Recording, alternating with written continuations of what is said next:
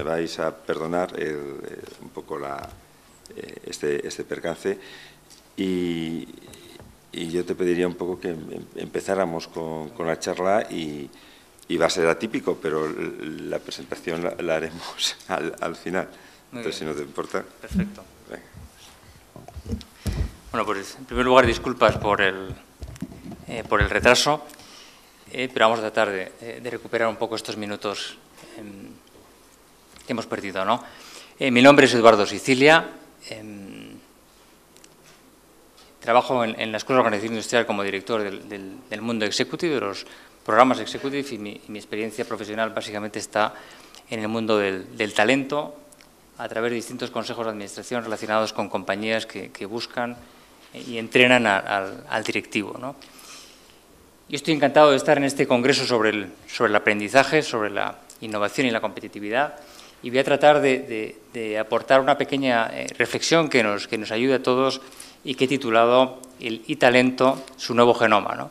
Le he metido la I porque entiendo que el nuevo talento que estamos buscando es un talento que tiene que ser mucho más innovador, que tiene que ser mucho más inquieto, que tiene que saber manejar muy bien la incertidumbre, que tiene que manejar la ilusión, y iremos viendo un poco todo este tipo de características que entiendo tiene que tener el nuevo talento como un instrumento de competitividad fundamental para nosotros, ¿no? El por qué genoma, porque al final cada uno de nosotros tenemos codificados en nuestro ADN un montón de información sobre lo que somos y sobre lo que podemos llegar a ser. Y es muy importante saber que todas esas inteligencias con las que nacemos, si les damos un entorno adecuado, si les damos un entorno donde podamos estimular determinadas habilidades, podremos desarrollar gente con las habilidades que el nuevo tiempo y el nuevo siglo nos demanda, ¿no? Que claramente son diferentes a las que hemos ido teniendo últimamente, ¿no? Entonces, me encantaría compartir con todos ustedes un poco este tipo de reflexiones, ¿no? Bueno, en primer lugar, hay una obviedad. Alfonso, bienvenido, ningún problema. Acabo de comenzar brevemente, pero si quieres... Por favor, continúa. Sí. Bueno, estábamos viendo un poco que cómo toda la información que tenemos, cómo esos códigos donde nos hablan de las inteligencias que tenemos cambian. ¿Y por qué cambian? Porque todo está cambiando, ¿no? Porque los clientes están cambiando, las marcas están cambiando, las compañías están cambiando y el talento también tiene que cambiar, ¿no? Y si realmente estamos ante hechos diferentes, nuestros comportamientos tienen que ser diferentes a los que hemos ido manejando durante muchas décadas, ¿no? Quisiera dividir la presentación en 4 pequeños bloques. El primero es analizar cómo estamos viviendo hoy, y no voy a hablar de la crisis, no voy a hablar de factores macroeconómicos, voy a hablar un poco del talento, ¿no? Aspectos que nos tienen que servir de base para entender por qué tenemos que dar un salto, por qué tenemos que hacer un esfuerzo para desarrollar una nueva generación de talento, ¿no? En primer lugar, hoy, si somos honestos, tendríamos que darnos cuenta que estamos viviendo con una fuerte herencia de creencias, ¿no? Y esas son las que hacen que actuemos de una determinada manera, ¿no? Una de las creencias en las que nos hemos desarrollado es que hay que evitar los problemas, no enfrentarnos a ellos. Nos han enseñado a evitarlos, a saltarlos, pero no a abordar los problemas, ¿no? Y en un entorno lleno de problemas como el actual, o nos enseñan a abordar los problemas o realmente no tendremos soluciones, ¿no?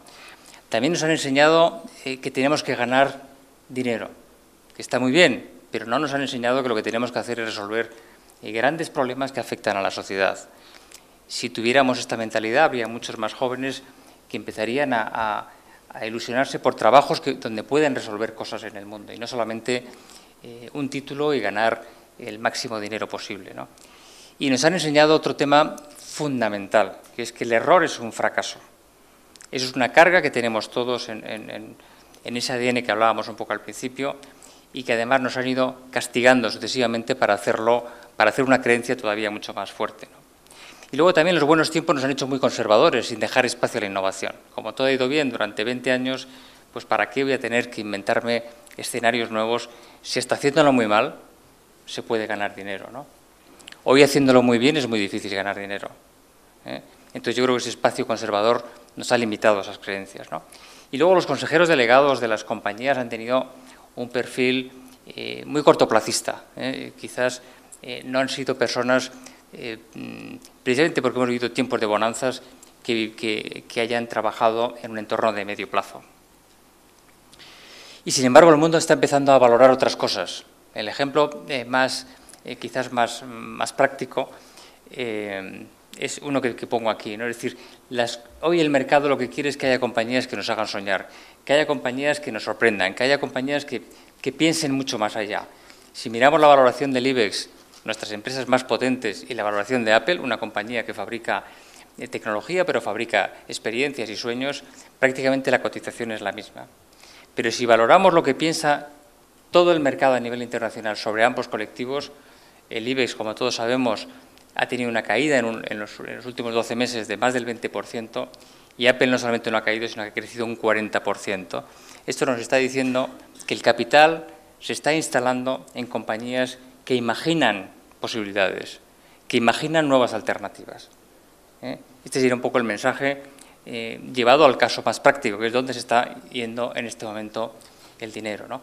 Luego tenemos que ser capaces de fabricar sueños materializados luego en prototipos que solucionen cosas, ¿no? Pero tenemos que empezar a utilizar mucho más la imaginación y mucho más la creatividad. ¿Qué dicen los grandes directivos que están moviendo el mundo? Pues IBM encuestó hace poco a 1.500 consejeros delegados y les dijo: ¿cuál es vuestra mayor preocupación en el 2011? Bueno, pues la primera preocupación es que estamos viviendo una enorme confusión y un enorme caos a la hora de gestionar, y no hay habilidades para gestionar el caos. Y la segunda es que el talento más importante que necesitan las organizaciones es la creatividad. Y tampoco es una disciplina que enseñemos tradicionalmente ni en los colegios, ni en la universidad, ni generalmente en las organizaciones, ¿no? Si cambiamos de referencia, nos vamos a la Harvard Business Review, lo que nos dice es que la atracción y retención del talento van a ser los retos más importantes para las compañías en los próximos años. Luego vemos una enorme coincidencia en la necesidad de entrenar muy bien a un colectivo, que es el que nos tiene que llevar, el que nos tiene que crear un nuevo futuro, ¿no? Y el talento es una pieza fundamental, y el talento será un elemento fundamental para ser mucho más competitivos. Y además vamos a tener que convivir con otros movimientos. Tenemos que ser conscientes que hay otras cosas que están pasando y que no las podemos dejar al margen, ¿no? Y una de ellas es el movimiento slowness, que nos puede hacer más gracia o menos gracia, pero es una realidad. El pensamiento slow es un pensamiento muy creativo, el pensamiento fast es un pensamiento muy lineal, muy racional. Necesitamos empezar a saber que el mundo convive con ambas formas de pensar, ¿no? Vuelvo a poner de ejemplo IBM. IBM ha creado este año un elemento que llama el slow email o el slow work. Es una especie de protección al mundo de bombardeo de correos electrónicos. Necesitamos dejar ciertos espacios para la reflexión, ¿no? Y en Microsoft han analizado que cuando una persona es interrumpida por un correo, tarda 16 minutos en volver a concentrarse en el tema que estaba trabajando, ¿no? Tenemos también que saber manejar los tiempos, tenemos que saber manejar un mundo que nos invade con un mundo que nosotros queremos que gestionar, ¿no? Y luego Google, con su tradicional reparto de tiempos para sus trabajadores, que como ustedes saben, dedica un 80% a su negocio principal, el mundo del buscador, pero cede un 20% del tiempo a sus trabajadores para que lo dediquen a lo que quieran. Si esa idea tiene sentido, la apoyan e invierten. Y un 50% de los nuevos productos de Google aparecen en el tiempo libre de los trabajadores. Luego está claro que dejar tiempos de creatividad a la gente es enormemente rentable.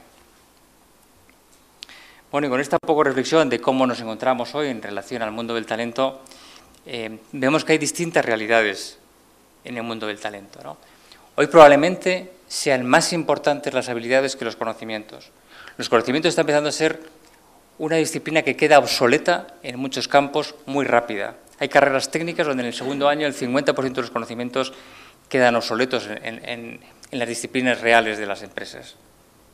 Y sin embargo hoy el ejecutivo, el directivo en cualquier institución lo que necesita es manejar un montón de variables, y muchas de ellas son variables nuevas, habilidades nuevas. Manejar la incertidumbre, manejar la ilusión de la gente, manejar un futuro de la gente, manejar las emociones de la gente, comunicar, ser digital. Luego hay habilidades que tenemos que incorporar en todos los estamentos, desde el punto de vista institucional, privado, universidades, escuelas de negocios. Hay habilidades que tenemos que empezar a incorporar de una forma muy rápida, ¿no? Tenemos algunas realidades que tenemos que cambiar, ¿no? La primera es la desconexión que existe entre el mundo universitario y el mundo real, ¿no? Y esto se traduce en una tasa de desempleo juvenil muy alta. Esto al final lo que nos está diciendo es que las empresas están demandando habilidades que nosotros no preparamos en nuestras universidades, y esto está generando un gap de desempleo importante, y sobre todo está generando que muchas organizaciones no tienen el perfil que ellos necesitan. Aquí tenemos un trabajo entre todos enormemente importante, ¿no? Están conviviendo muchas generaciones a nuestro alrededor, los baby boomers con las generaciones nuevas, generación Einstein, y tenemos que saber elegir lo mejor de cada una de ellas y convivir con cada una de ellas, ¿no? No juzgar y taguear a cada una de ellas como si fuera algo que no puede vivir con otras generaciones, ¿no? Desde luego se acabó el trabajo para siempre. Hay una generación que ha vivido prácticamente trabajando 20, 30 años en una sola organización. Hoy eso ha cambiado. Un americano medio de 32 años ha tenido 9 trabajos. Esto es algo que va a cambiar radicalmente nuestro futuro y el de las nuevas generaciones, ¿no? Y luego muchas empresas dicen, yo es que entiendo muy bien a mi cliente, yo es que escucho muy bien a mi cliente, pero no escuchan nada a sus directivos, no escuchan nada a sus empleados. Y ahí tienen la mayor riqueza de talento disponible. Pero no hay ningún mecanismo de escucha. Y muchas veces presumimos de que lo hacemos muy bien con nuestros clientes, ¿no? Yo voy a aportar algunos datos para el optimismo, ya que siempre manejamos cifras negativas. Me gustaría incorporar algunas que yo creo que nos tienen que hacer pensar que tenemos un futuro mucho más optimista, ¿no? Primero, que el talento va a tener, como decía antes, muchos más trabajos a lo largo de su vida, ¿no? Se calcula que la próxima generación tendrá una media de 12 trabajos a lo largo de su vida. ¿Esto qué quiere decir? Quiere decir que tiene que estar preparado en muchas disciplinas, saber trabajar en distintas industrias públicas, privadas, y para eso la formación que les tenemos que dar es diferente, ¿no? Eso en primer lugar. En segundo lugar, la rotación media internacional, que en el año 98 era de 10 años, o sea, cada 10 años cambia una persona de trabajo. En el 2008 ya era de 4,2, cada 4,2 años cambiábamos de trabajo. Pero es que en el 2011 era ya de 2,6.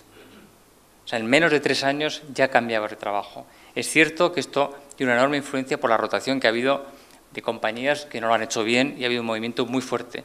Pero esa es la tendencia. Si miramos China, cada medio año un chino cambia de trabajo. Busca más empleabilidad, busca un sitio más afín y necesita estar permanentemente formado en nuevas disciplinas, ¿no? Y luego es un talento que no solamente trata de conseguir un empleo, sino lo que busca es realmente tener cada vez más empleabilidad. Es decir, que a mí me enseñen cosas que sean útiles para el futuro, no solamente para esa función en esa organización. Si vemos un poco cómo ha sido el movimiento del talento en los últimos años, en los años 70 lo que ocurría es que muchas compañías americanas enviaban a una persona de su headquarter a otro país y dirigía esa compañía, ¿no? En el año 90 al 2010, y a mí me tocó vivir de cerca en una compañía este fenómeno, se producía lo que llamamos los expatriados, ¿no? Muchas compañías españolas, muchos bancos, Telefónica, Repsol, etcétera, compraban compañías extranjeras, sobre todo en Latinoamérica, y enviaban a un primer ejecutivo español a dirigir en un país donde habían comprado una filial. Entonces, hay un movimiento de expatriados muy importante en ambas direcciones, ¿no? Pero ya hemos cambiado, ya estamos en un entorno donde se ha creado lo que llamamos la guerra del talento. Hoy los chinos, por ejemplo, están contratando a europeos para dirigir sus fábricas en África. Hoy la tecnología conecta el talento en cualquier parte del mundo. Yo que una de mis actividades es el mundo de la búsqueda de talento, y nosotros cuando a un cliente nos pide un talento, en ese momento le ofrecemos talento de cualquier parte del mundo, ya no recogemos solamente el talento que tiene cerca de su país. Porque la tecnología ha permitido descubrir el mejor talento para cada posición. Y o somos conscientes de eso o nos perderemos muchas oportunidades. Por eso tenemos que estar preparados para buscar una empleabilidad en cualquier lugar del mundo. Y luego hay datos que también están ahí, ¿no? El Departamento de Estado americano dice que necesita 11 millones de especialistas para los próximos años. 11 millones. Puede tener muchos problemas de desempleo en este momento, pero para determinados perfiles no encuentra el candidato. 11 millones, ¿no? Hace poco, bueno, esto es un dato que lo hemos visto en televisión y en prensa, Alemania decía que necesitaba más de 400.000 ingenieros y médicos, ¿no? En Francia, por poner otro ejemplo, en el mundo de las entrevistas de trabajo, en el 70% las empresas no encuentran el perfil que necesitan. Quiere decir que hay un 70% que queda vacante porque el perfil no tiene las habilidades que hoy buscan las compañías francesas, ¿no? Esto nos está dejando una oportunidad enormemente importante si la sabemos aprovechar, ¿no? El retiro de los baby boomers, que es una generación que ha hecho muchísimo en el mundo porque fue la primera generación tras la guerra que realmente dirigió y movilizó un montón de sociedades, empieza a retirarse dentro de unos años, ¿no? Y el problema es que no hay una generación en este momento preparada para sustituirla. El Departamento de Estado, por coger también un dato suficientemente objetivo, americano, dice que solo el 20% de la población americana está preparada para sustituir a esa generación de baby boomer, donde más de 2 millones de americanos se van a jubilar en los próximos años, ¿no? No tienen las personas adecuadas para sustituir a esa generación de baby boomers, ¿no? Luego hay una enorme necesidad de buen talento en el mundo, ¿eh? Y tenemos que estar preparados para que realmente seamos nosotros los que ocupemos esas posibilidades. Europa, más o menos al año, tiene como 45 millones de universitarios, ¿no? China en este momento está en 45 millones de universitarios también. Pero en 10 años Europa seguirá teniendo 45 millones de universitarios y China tendrá 450 millones de universitarios. O bien nosotros nos anticipamos para ocupar ese talento o realmente se nos acabarán los espacios para ese talento, ¿no? Alguna conclusión también basada en datos científicos y en números, ¿no?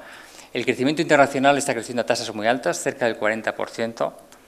El middle management, que es la posición de valor en las compañías, está creciendo a un 32% en todo el mundo. Y luego la rotación que decíamos antes de cada menos años un trabajo diferente, hace que el mercado del talento en el mundo se va a multiplicar por 7 en los próximos 5 años. Y nosotros deberíamos de participar en ese mercado. Nosotros probablemente, y lo comentaré más adelante, tengamos en el talento uno de los recursos más importantes en el que podemos trabajar. Bueno, ¿y qué se necesita? Ya hemos visto un poco lo que tenemos, pero ¿qué se necesita realmente si queremos ser muy competitivos en el mundo del talento, ¿no? Lo decía un poco al principio, en la primera transparencia de la presentación, ¿eh? Es verdad que nosotros en nuestro ADN tenemos codificados unos códigos que dicen más o menos las inteligencias que tenemos, las habilidades que tenemos, pero es muy importante interactuar con esas habilidades. No nacemos terminados, ¿no? O sea, nos dan una semilla, pero nosotros tenemos que hacer algo con esa semilla. Si generamos un entorno académico, cultural, familiar favorable, desarrollaremos esas inteligencias. Por eso tenemos una responsabilidad muy importante en este tema. Voy a contar un caso que a mí me impresionó mucho, que leí este verano en Estados Unidos. Se hizo un experimento en la universidad con un colectivo que tenía el mismo coeficiente intelectual, el mismo, con una horquilla prácticamente que variaba una décima. Se cogió este colectivo y se le dividió en dos, colectivo A y colectivo B. Los dos colectivos, mismo nivel intelectual. Pasaron al siguiente curso y se les dijo a los profesores: los del colectivo A tienen una inteligencia superior a la media, los del colectivo B tienen una inteligencia inferior a la media. Recordamos que tenían el mismo coeficiente intelectual. Al cabo de un año, los resultados académicos del grupo A fueron tremendamente superiores a los del grupo B. No solo eso, sino que se volvió a repetir el test de inteligencia y muchos de ellos habían tenido un incremento en ese nivel de inteligencia. ¿Qué pasó aquí? Pues que los profesores trataron al colectivo A como si fuera un colectivo con una enorme capacidad de desarrollo. Si tú tratas a la gente como puede llegar a ser, consigue llegar a ser eso que cree. Y el colectivo B les trató como que era un colectivo con menos capacidad. Y evidentemente, si tú tratas a la gente como que tiene menos capacidad, acaba teniendo menos capacidad. Con esto lo que quiero decir es que tenemos una enorme importancia en las personas que están a nuestro alrededor si queremos realmente desarrollarlas. Y si las consideramos como el grupo A, serán del grupo A. Y si les consideramos del grupo B, serán del grupo B. Y es una responsabilidad nuestra, familiar, académica y como empresas. Necesitamos una nueva cultura, pero la necesitamos ya. Nuestra cultura basada en que el error es un fracaso, tenemos que desterrarla de nuestras creencias, ¿no? El error no deja de ser una forma más de hacer las cosas, pero nos gusta meterle mucha carga emocional y cuando le metemos carga emocional lo convertimos en un fracaso. Pongo aquí el ejemplo de un bebé. Estáis viendo aquí que un bebé quiere comenzar a caminar. Un bebé tarda 2000 intentos en caminar, 2000 veces se cae. ¿Y qué hacemos nosotros cuando un bebé se cae? Yo recuerdo con mis hijos, yo estaba cerca, les miraba, sonreía y decía, venga, venga, levanta, otra vez, venga, bien. Con eso conseguíamos que aprendiera de esa primera caída y aprendía a caminar. ¿Y cómo tratamos a los adultos? ¿Qué manta eres? Eres un ignorante. No vuelvas a traer una propuesta como esta. Si tratáramos a los bebés como tratamos a los adultos, el mundo estaría a cuatro patas, porque nadie hubiera aprendido a andar. Por eso es muy importante que consideremos el error como una forma más de aprender. Nosotros en la Escuela de Organización Industrial estamos trabajando mucho en cómo se trabaja el error. Estamos visitando muchas compañías americanas, como puede ser Google, etcétera, para ver cómo ellos tratan el error. Y es una gran diferencia respecto a nuestra mentalidad empresarial. Muchas organizaciones invierten en el error, muchos fondos de capital invierten en errores. Incluso en Stanford están empezando a pedir currículum con errores, lo que llaman ellos el failure resume, es decir, dime lo que has hecho mal en tu vida, a nivel personal, a nivel profesional y a nivel académico. Yo ya me he hecho un currículum de errores, no de horrores, pero sí de errores. Y he reconocido mis temas personales donde no lo he hecho bien, mis temas académicos donde no lo he hecho bien y mis temas empresariales donde no lo he hecho bien. Y lo tengo escrito, porque hay un ambiente en un sitio que es el sitio más creativo del mundo donde se valora mucho el error. Un ejemplo deportivo para los que les guste el deporte, Michael Jordan, el mejor jugador de todos los tiempos, ¿no? Él decía que había fallado más de 9000 tiros, que había perdido más de 300 partidos y que la última bola que decidía el partido en 26 ocasiones él la había fallado, ¿no? Y fallé, y fallé, y fallé, y gracias a eso triunfé. Es decir, el error en algunas culturas es la mejor forma de aprender. En nuestra cultura lo tenemos absolutamente denostado y esto está influyendo muchísimo en las nuevas generaciones. Y en mi propia generación, donde a mí me enseñaron que el error era nefasto. En mi carrera profesional me enseñaron que el error era te castigaban si errabas.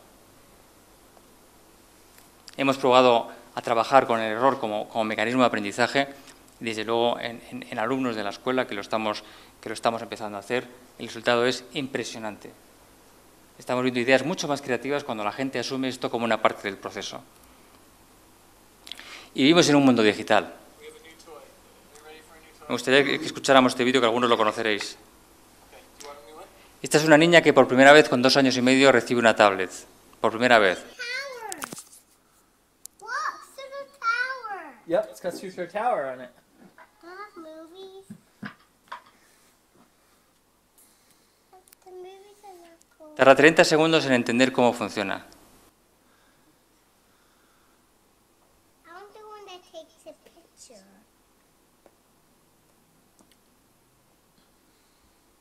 Why is the movie so? Y tarda 1 minuto en encontrar algo que le gusta. Here, I'll help you. Bueno, el vídeo está a su disposición en YouTube y es tremendamente interesante verlo hasta el final, pero vas viendo los procesos en los que primero entiende el cacharro, lo mueve y luego sabe dónde está lo que necesita buscar. Con esto, ¿qué quiero decir? Que al final o somos conscientes de que estamos en un mundo digital y nos metemos en ese mundo digital o estaremos absolutamente apartados. No quiere decir que todos tengamos que ser como los nativos digitales, pero tenemos que acortar la brecha que nos separa del mundo analógico del mundo digital, ¿no? Tenemos que tener un componente de emprendimiento en cada uno de nosotros, pero como una forma, como unos valores que podamos tener, como una forma de ser, no tanto porque nos queramos dedicar al mundo del emprendimiento, ¿no? Hay muchos valores alrededor del emprendimiento. La gente emprendedora arriesga mucho más, es mucho más creativa, expone mucho más, se sacrifica mucho más, y es la que realmente está sacando proyectos nuevos e innovadores. No vemos grandes compañías que por su tamaño estén haciendo cosas diferentes, pero sí que estamos encontrando muchos emprendedores que están ofreciendo soluciones nuevas, ¿no? Si miramos los 10 productos más importantes que ha habido en California en el último año, los 10 venían de compañías muy pequeñas, de emprendedores. Ninguna venía de compañías grandes, ¿no? Y luego, cuando hablamos de las inteligencias con las que nacemos y con las que podemos desarrollar, desde luego hay tres que son fundamentales para entendernos con la sociedad. La primera es la inteligencia social. Necesitamos manejarnos de una forma diferente a como nos manejábamos antes. Tenemos que hablar con personas de diferentes culturas, de diferente nivel, de diferente disciplina, de diferente educación, entrenadas en diferentes... yo tengo que saber hablar con un ingeniero y saber hablar con un antropólogo y saber hablar con un señor de la calle que me va a dar un punto de vista. Y eso requiere una cierta inteligencia social para saber codificar y para saber entender los mensajes de distintas culturas y de distintas sociedades, ¿no? Luego necesito una identidad, una inteligencia digital. Hoy necesitamos, además de nuestra propia identidad, tener una identidad digital, porque el mundo se está comunicando a través de identidades digitales. No voy a discutir aquí si sustituye o no sustituye a la propia identidad, pero hoy la sociedad envía comunicación diaria a través de instrumentos digitales.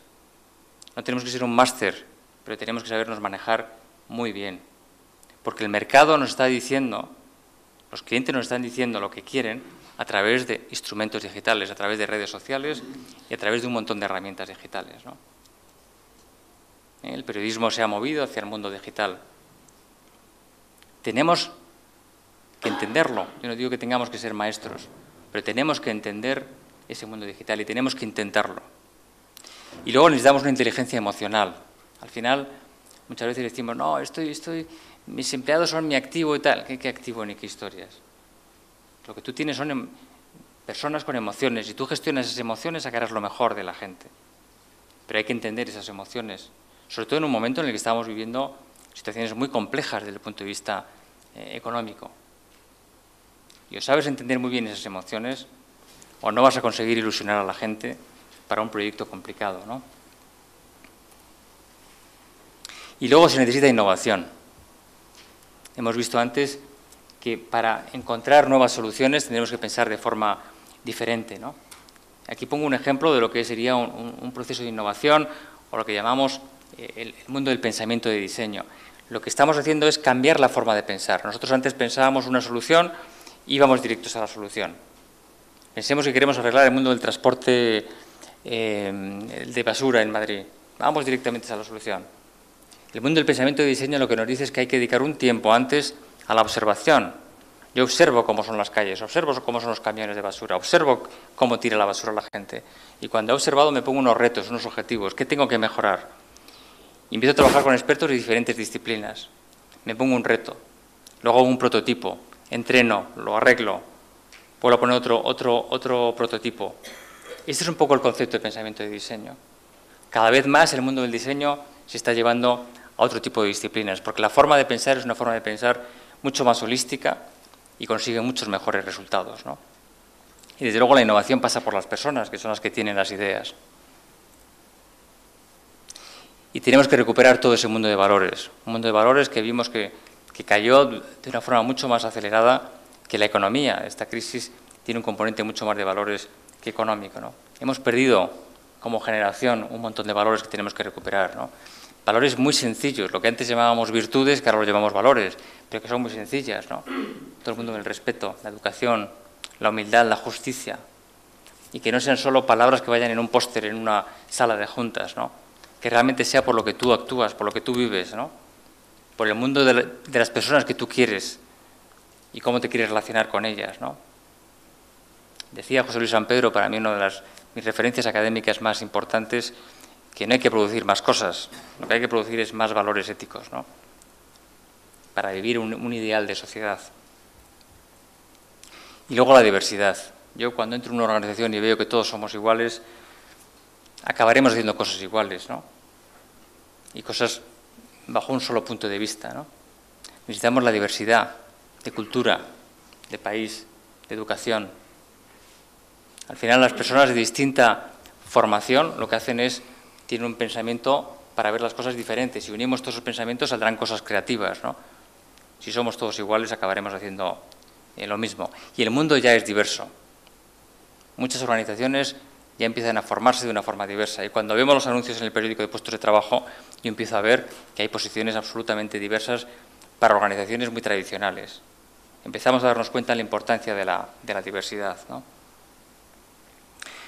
Bueno, comentaba hace un momento lo de las nuevas disciplinas, ¿no? Aparte del Community Manager, estamos empezando a ver muchas nuevas categorías en el mundo de la búsqueda de directivos, ¿no?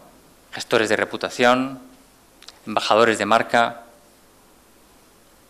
Muchísimo el mundo del antropólogo ha vuelto a recoger muchísima fuerza. Y luego hay dos posiciones muy curiosas que yo estoy viendo. Siempre hablamos del CEO o del CFO, el director financiero de una compañía, pero hay dos posiciones que empiezan a ser muy demandadas, ¿no? Una es el CRO, que es el Chief Relation Officer, que es el que se encarga de la reputación y la sostenibilidad en una compañía, ¿no? Y otro es el CTO, que es el Chief Transformation Officer, que es la persona que tiene que transformar la compañía para los nuevos tiempos que vienen, ¿no? Transformar en valores, transformar en perfiles. Estamos cambiando las figuras porque el mundo necesita cosas nuevas, ¿no? Bueno, ¿y qué podemos hacer cada uno desde el punto de vista de su área de acción o de su área de competencias, ¿no? Pero yo creo que se pueden hacer muchas cosas, ¿no? Yo creo que hay cosas en el ámbito personal, hay cosas en el ámbito institucional, en el ámbito de la empresa y en el ámbito académico, ¿no? La primera de ellas es que tenemos que desaprender mucho, deshabituarnos mucho y despertarnos mucho. Tenemos que desaprender de lugares comunes, siempre vamos al mismo sitio a buscar cosas, ¿no? Pues habrá que quitarnos de trastos viejos para dejar espacio a cosas nuevas, ¿no? Y eso nos cuesta muchísimo. No, esto lo hemos hecho toda la vida así. Por eso nos tenemos también que deshabituar mucho, porque a lo mejor ya no hay que hacerlo así. Yo el otro día, voy a dar un dato un poco, no llega a ser confidencial, estaba hablando con un profesor y estaba teniendo problemas en la calificación con sus alumnos, ¿no?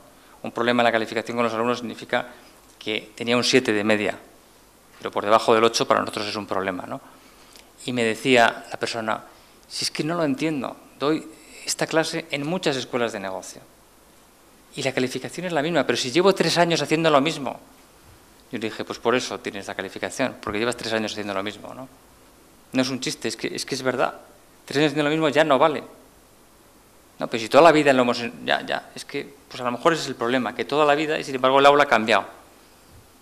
Luego tenemos que deshabituarnos a hacer determinadas cosas, ¿no? Y luego tenemos que estar mucho más rápidos, tenemos que despertarnos. Vivimos bastante despistados.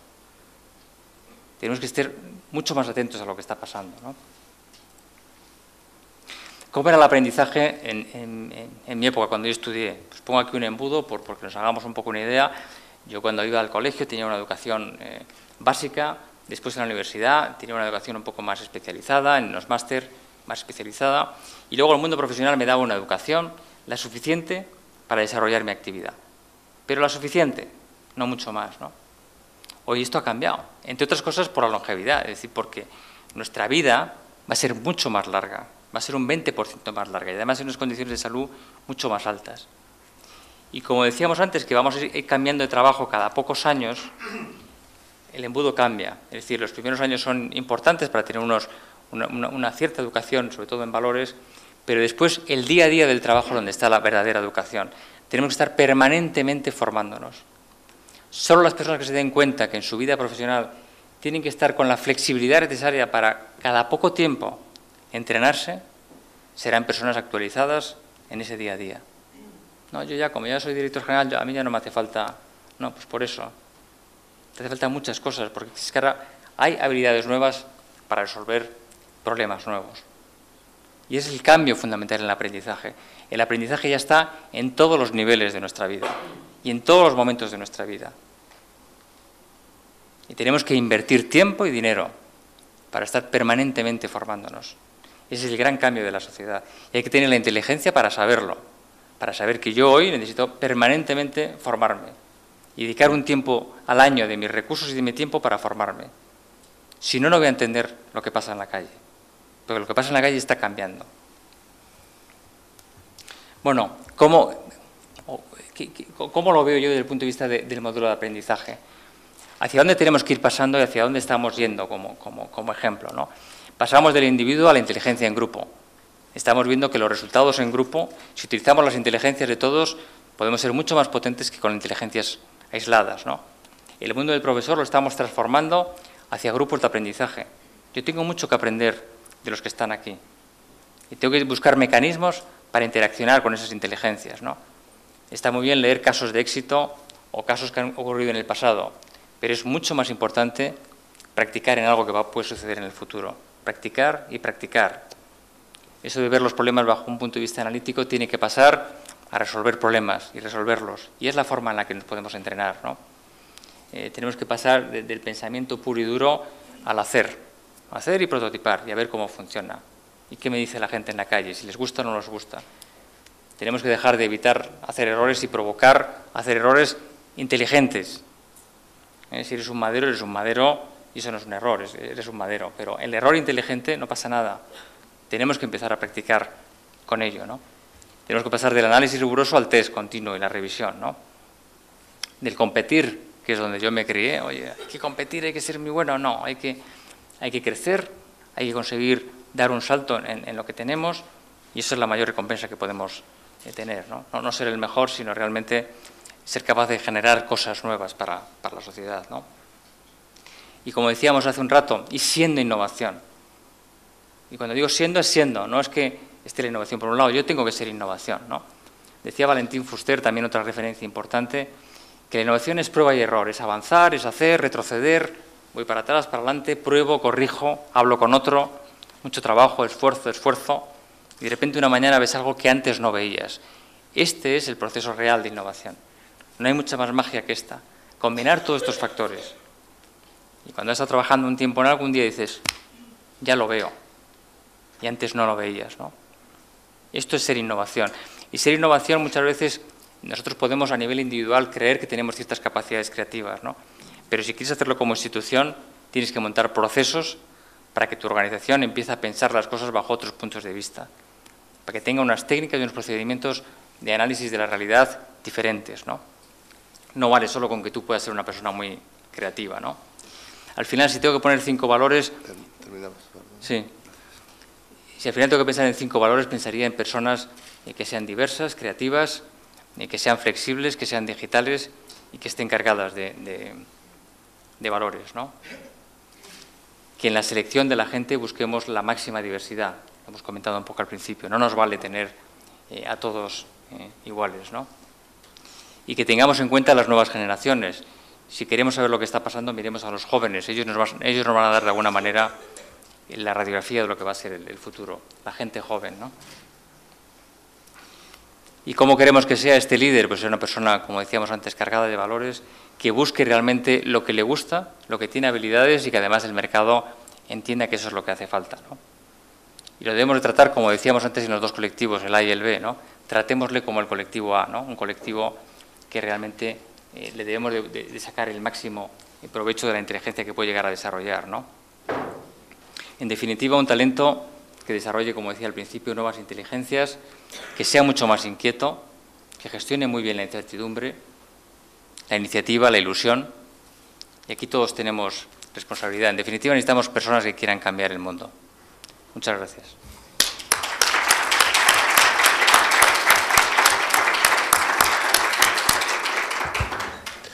Pues muchísimas gracias. Lo primero es pedirle disculpas por mi incorporación tardía a la mesa debido a causas estrictamente de responsabilidad en otros frentes de trabajo.